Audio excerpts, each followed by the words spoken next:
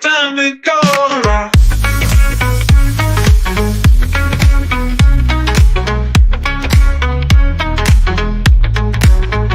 Welcome to the Go Right Life with Peter Boykin's voice. It's time to stand up, it's time to make a choice.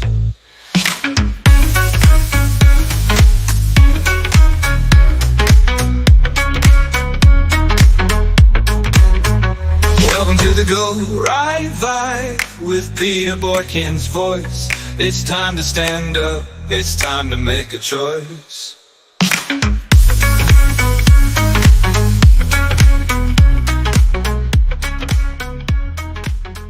Giving us no choice. We got to go to the federal level. We got to go to Donald J. Trump, because he's made it clear what he's going to do. This is America. You bringing these people over here that's from socialist countries and all this and that, and y'all think y'all gonna run that here. Black America said, no, you not. The true white Americans are saying, no, you not. The true Latino, the true Asians are saying, no, you not. I'm telling you, Brandon Johnson, from my heart to yours, Trump 2024. No more blue, no matter who. In an age where news spreads faster than ever, discerning fact from opinion has become a daily challenge. For supporters of Donald Trump, it's more than a feeling that the mainstream media may be pulling the strings where there are numbers to back it up. The Media Research Center recently dove deep into the data, examining coverage across major networks like CBS, NBC, and ABC since Joe Biden left the race. Their findings confirm that many Trump backers have long suspected. There's a considerable tilt in how the news gets reported. According to the report, Kamala Harris has received favorable coverage in 78% of stories, showcasing her in a positive light. Meanwhile, 85% of stories about Donald Trump skewed negative, focusing on criticism and controversies. For many Americans, this imbalance highlights the troubled trend in news reporting, where certain voices and perspectives seem prioritized. In response, alternative outlets like hashtag #GoRightWithPeterBoykin with Peter Boykin and GoRightNews.com have emerged to bring different angles to light and share stories that feel the mainstream media overlooks.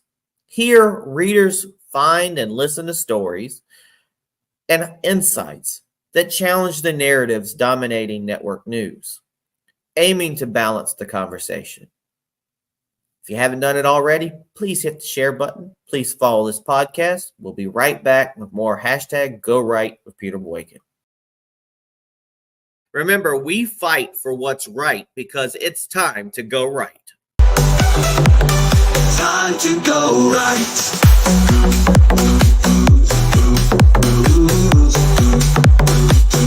Time to go right.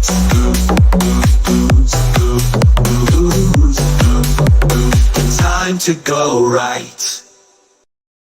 Welcome to hashtag Go Right with Peter Boykin, where we cut through the noise to bring you the stories shaping our nation from a constitutional, liberty-first perspective. Today, we're diving into major stories that reveal America's heartbeat, freedom, opportunity, and a shift in political tides. First, the saga of Steve Bannon takes a turn. Recently released from jail, Bannon's return served as a reminder of resilience amid ongoing political battles, a victory for free speech advocates everywhere. Next, Texas shines as a beacon of economic opportunity. In the fiscal year 2024, the Lone Star State led the nation in job creation. This growth proves what we believe. When government empowers individuals and gets out of the way, American innovation and ambition will thrive. And an exciting development, recent polling shows a surge in support for Donald Trump among Black men, rising from 19% in 2020 to an unprecedented 28.2%. This shift isn't just about numbers, it's a wake-up call to a broader American community, rejecting labels and divisions, opting instead for policies that prioritize economic freedom, safety, and opportunity. Here on hashtag Go Right, we go beyond the headlines to explore the real implications of these stories, ones that speak to a constitutionally grounded vision for our nation's future. Join us as we dive into these events and pathways they pave for a freer, more prosperous America. We'll be right back. Tonight, there's new reporting about Joe Biden and a moment that explains why things are the way that they are. Sources tell CNN that the president is in do no harm mode, stapling himself to the bench at the direction of the Harris campaign. Well, even from the White House, he may have done some pretty significant harm in the final week of the campaign. Just listen to this, and you be the judge. And just the other day, a speaker at his rally called Puerto Rico a floating island of garbage. Well, let me tell you something. I don't know the Puerto Rican that I know, or Puerto Rico where I'm in my home state of Delaware. They're good, decent, honorable people. The only garbage I see floating out there is his supporters. His demonization of Latinos is unconscionable, and it's un-American. It's totally contrary to everything we've done, everything we've been. Joining us now, Franklin Leonard. He is in our fifth seat. He's the founder and CEO of the Blacklist. That was a moment, and not a moment that the Harris campaign wanted. I want to just read, this is Biden on X trying to clarify all of this. He says, earlier today I referenced to the hateful rhetoric about Puerto Rico spewed by Trump supporters at his Madison Square Garden rally as garbage, which is the only word I can think of to describe it. His demonization of Latinos is unconscionable. That's all I meant to say. Let's explore a surprising shakeup in the media landscape that even caught our attention. Jeff Bezos, Amazon founder and the owner of the Washington Post, has come out swinging against the very industry he's invested in. His recent article, The Hard Truth Americans Don't Trust the News Media, calls out persuasive media bias and acknowledges that millions of Americans have felt for years. Their trust in the media has hit rock bottom, citing a Gallup poll showing only 31% of Americans still trust mainstream media. Bezos didn't mince words, calling out the Post and similar outlets for increasing catering to elite circles instead of speaking to real concerns of everyday citizens.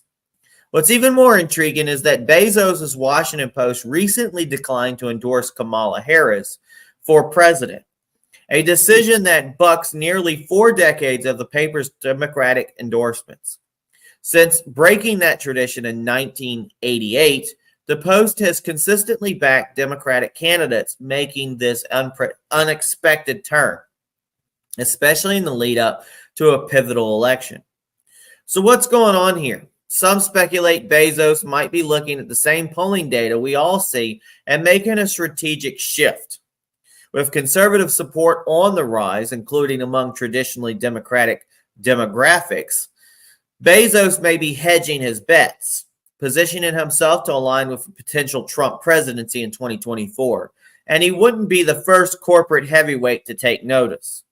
Google's Sundar Pichai recently called Trump to compliment him on a well-received campaign stop, a signal that some big names are paying attention to the political winds.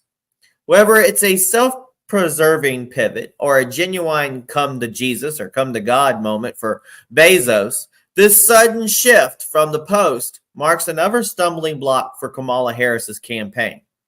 She's lost not only the Washington Post endorsement, but also the support of major voices like the LA Times and the Teamsters Union. For Harris, it's a sharp reminder of just how challenging the race to 2024 has become. So is this a sign of a broader media reckoning? Or are we simply seeing calculated moves as big players brace for a shifting political landscape? Stay tuned as we unpack what this all means for the race ahead right here on #GoRight with Peter Boykin. We'll be right back. Dad's gonna be proud of me today.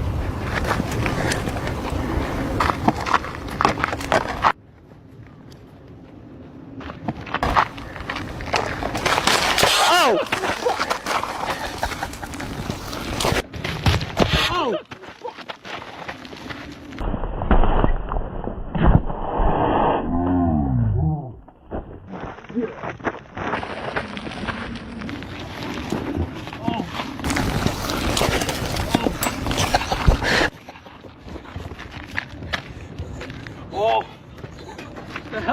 with you?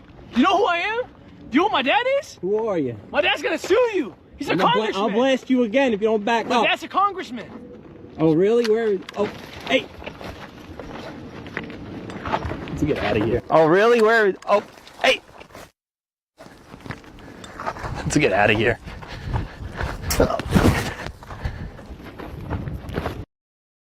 In a bold legal move, Philadelphia's District Attorney Larry Krasner has filed a lawsuit against tech mogul Elon Musk, alleging that Musk's America PAC is engaging in an unlawful lottery to bolster voter turnout. Musk's PAC recently offered $1 million prize to randomly selected voters who sign a petition in support for the First and Second Amendments. Krasner, whose campaign was heavily backed by progressive financier George Soros, claims this initiative violates state laws by effectively buying personal information and political pledges in exchange for cash. Even though George Soros seems to be buying lawyers and judges. Allegations against Musk's America PAC. Krasner's lawsuit accuses Musk of using deceptive practices to obtain citizens' personal data, alleging that the cash incentive is a way to lull voters into providing their information and supporting Musk's petition. Musk's giveaway, however, does not require any voter to align with a specific political party, and his stated goal is to increase voter registration in Pennsylvania, which is a critical swing state. Musk's America PAC initially offered a $47 net incentive for every referred registered voter who signed his petition. On October 19th, Musk elevated the stakes by adding a daily $1 million prize that will be continuing until Election Day.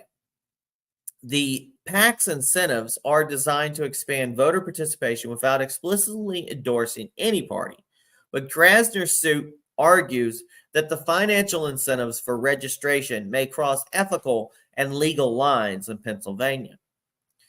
Now let's tell you a little bit about the background of Larry Krasner. District Attorney Larry Krasner has become a controversial figure in Philadelphia politics. He's funded by billionaire George Soros. Krasner has become part of a wave of district attorneys supported by Soros across the nation, pushing progressive reforms within the justice system. Critics claim Krasner's policies have gone too far in accommodating criminals, while supporters argue it is necessary to drive systematic change, which is not good in a lot of cases. Further complicating the Pennsylvania voter landscape, recent reports have surfaced regarding potential fraudulent voter registration forms in Lancaster County, where thousands of applications with identical handwriting were submitted. These allegations of voter fraud in Pennsylvania add another layer of controversy as both parties prepare for high-stakes battles in the upcoming election. Now, adding to Democratic concerns, early voting data reveal a significant shift from the 2020 election. While Democrats held a 41% early voting advantage in 2020, that margin is now tightened to 27%. Many analysts see the shift as evidence of Republican momentum, especially in pivotal states like Pennsylvania, where the balance of power could sway the national outcome. Krasner's legal challenge is widely seen as a strategic effort to halt Musk's influence on Pennsylvania's voter registration ahead of Election Day. Now, critics of Krasner argue that his focus on Musk's initiative rather than on alleged voter fraud issues in his state reveals partisan motives. For Musk, however, the goal remains clear: encourage greater civic participation and reinforce foundational constitutional rights, irrespective of political affiliation. We'll be right back with some great #GoRight headlines. It's terrible. He's not Hitler, and all of his supporters, they're standing behind him because they want to see country successful. And we see what kind of support he has. Right. Why do you think he does this? He doesn't have to do it. You know, we hear Eric Trump all the time say, my dad could be on a beach, my dad could retire. He has these buildings and businesses. Why do y'all do this? Why'd you choose to do it again? He loves his country and he wants to make it successful and for all of the people. Yeah. You know, he loves people and he wants to make this country great again. Welcome back, and let's go over some hashtag #GoRight headlines. Virginia files Supreme Court appeal over voter rolls dispute.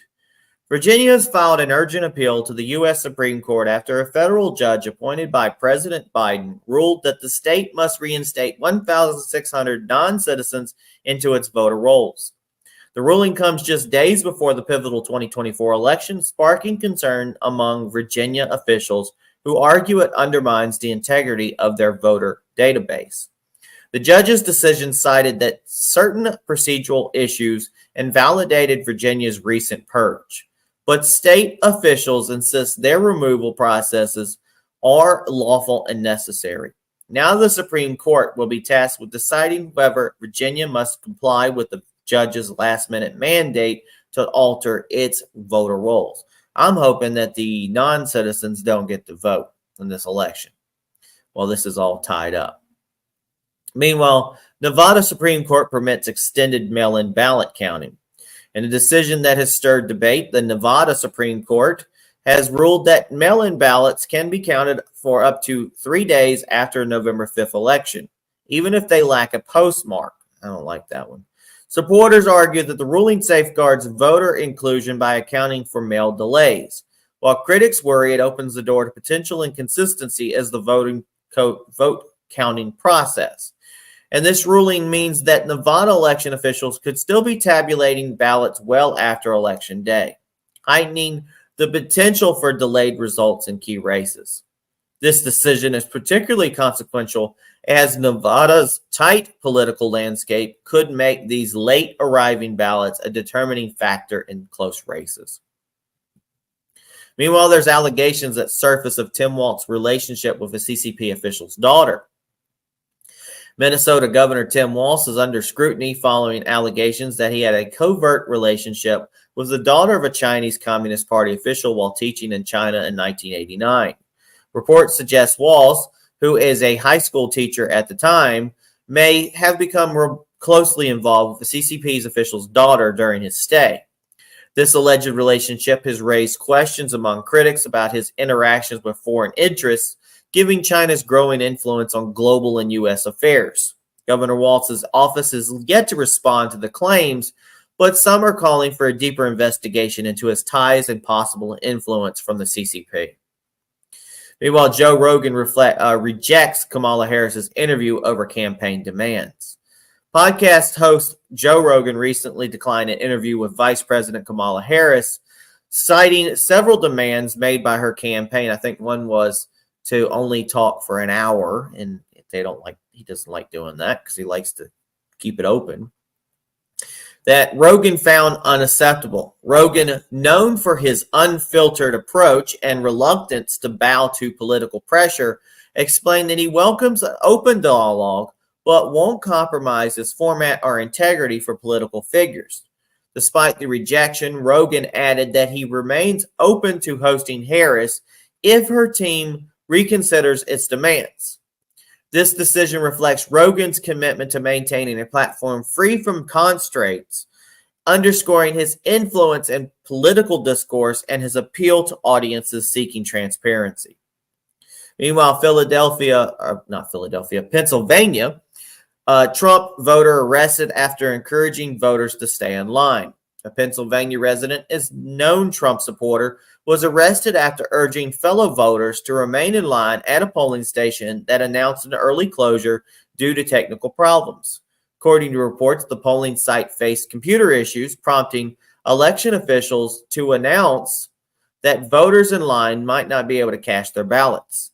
When the Trump supporter encouraged others to remain until the issues were resolved, law enforcement detained him for allegedly creating a disturbance. The incident has sparked backlash from voter advocacy groups who argue that voters should have the right to remain in line and cast their ballots even if technical issues arise. I'm surprised because I know this has happened where Democrats have done this, and I don't think they got arrested, but oh my God, a Republican did. All right, we'll be right back with our hashtag Go Right recap.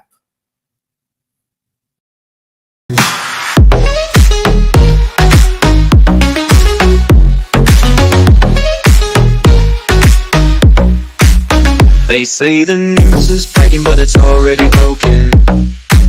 Twisting the story, leaving the truth unspoken. Virginia files, Nevada delays. Counting ballots in so many ways. The lines get blurred, who's playing the game? Go Right News says it loud, calling the names. Turn up the truth. Turn up the lights. We're constitutionalists for America's fight. Hands in the air, we're taking a stand. Calling out bias, united as one band. Don't look away, the stakes are high. It's time for truth right here tonight.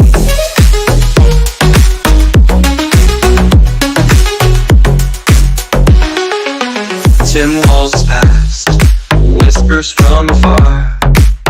China connections, played like a car. Media's twisting, spinning the wheel. Bezos talks bias, how does it feel? Joe Rogan said no, couldn't play by the rules. Keeping it real, no talk for the fools. Dance with the facts. Don't be swayed. We're constitutionalists, not afraid. Go Right News, yeah, turning it up. We're breaking the chains, can't get enough. Left, right, bring it to life. It's all about truth. We'll party all night.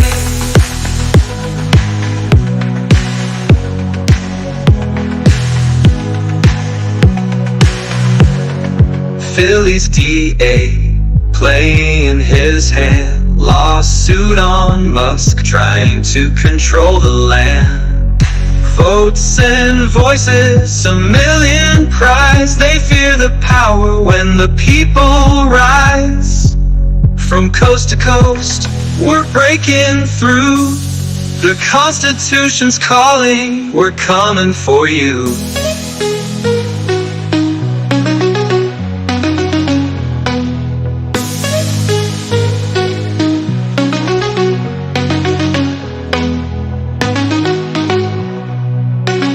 Pennsylvania votes told to step back. Lines closing early. Oh, what's that lack? Trump supporters standing in line. Justice should wait. We're taking our time. We're here to shake it. Won't miss a beat. The power's in truth. It's time to repeat. Freedom's our rhythm. Truth is our song. For constitutionalists, we march strong. Go Right News, pushing through.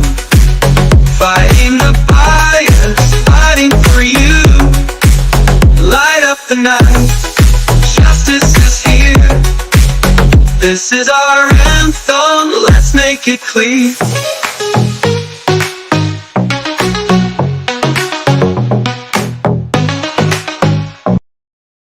Welcome to the hashtag Go Right recap, your quick dive into the latest that we just talked about, but in case you missed it.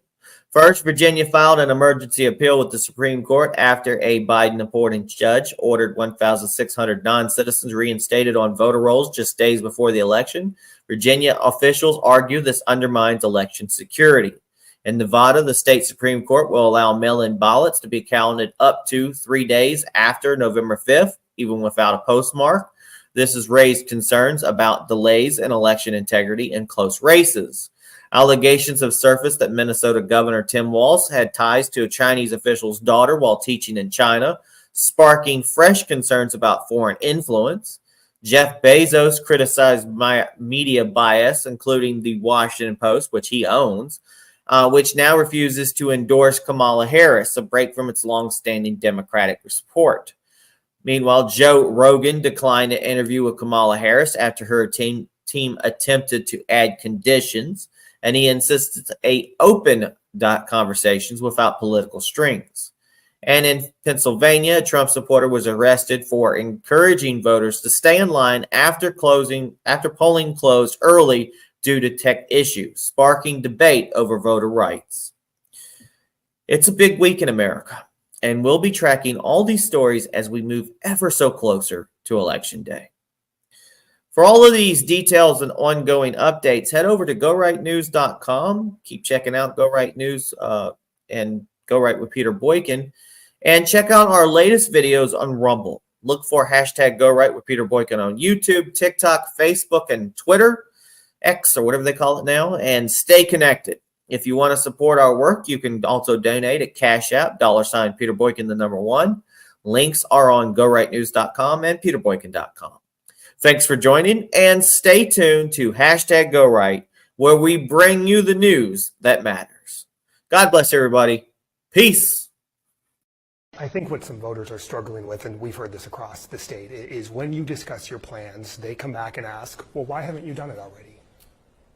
Well, I'm not president.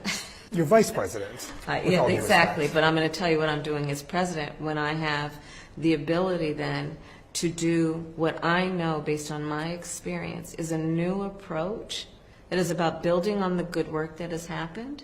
But there's more to do. There's more to do.